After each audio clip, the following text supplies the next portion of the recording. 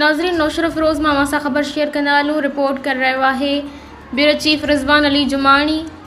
नौशर फ़िरोज़ जी दहशतगर्दी टोड़ अदालत सगोरी में घरू वज़ीर जे घर के बाहि ॾियण वारे केस में पक्की ज़मानत लाइ कोर्ट में पेश थींदड़नि खे अदालत पारां 17 तारीख़ थियण खां पोइ ATC नौशर फ़िरोज़ कोर्ट ॿाहिरां पुलिस जे अटालनि सीनियर वकील हाजी महरू ख़ान कलोड़ो ऐं ॿियनि वकीलनि सां बदतमीज़ी करे धिका थेला ॾिना।